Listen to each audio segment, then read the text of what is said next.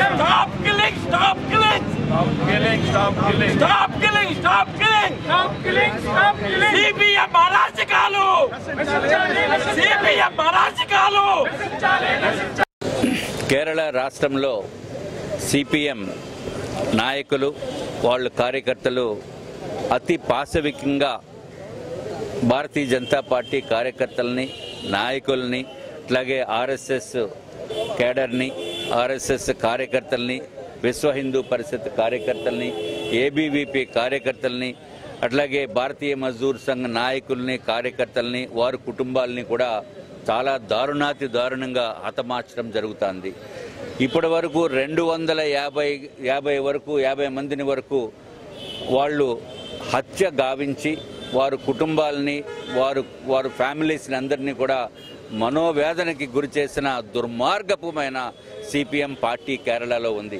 So అందుకు మొత్తం దేశవ్యాప్తంగా కూడా ప్రతి జిల్లాల్లో కూడా అందరూ ఆర్ఎస్ఎస్ బీజేపీ విశ్వ హిందూ పరిషత్తు బిఎంఎస్ ఏబీవీపీ అందరూ కలిసి శాంతియుతంగా కలెక్టర్ గారికి ఒక మెమరాండం సబ్మిట్ చేయడం జరిగే కార్యక్రమం ఈరోజు దేశవ్యాప్తంగా కూడా మొదలైంది.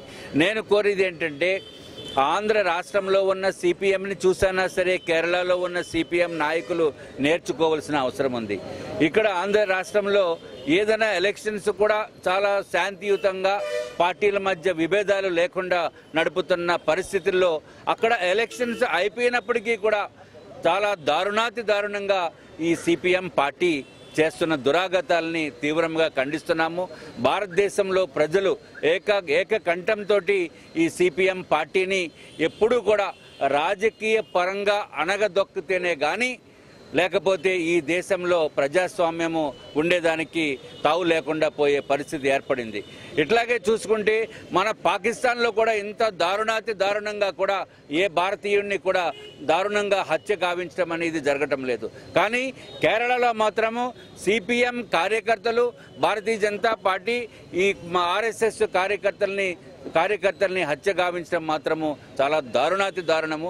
అందుకు ప్రజలందరూ కూడా కలిసి సిపిఎం పార్టీకి బుద్ధి చెప్పవలసిన అవసరం ఏర్పడిందనే ఉద్దేశంతో ఈరోజు ఈ కార్యక్రమం మేము చేపట్టడం జరిగింది.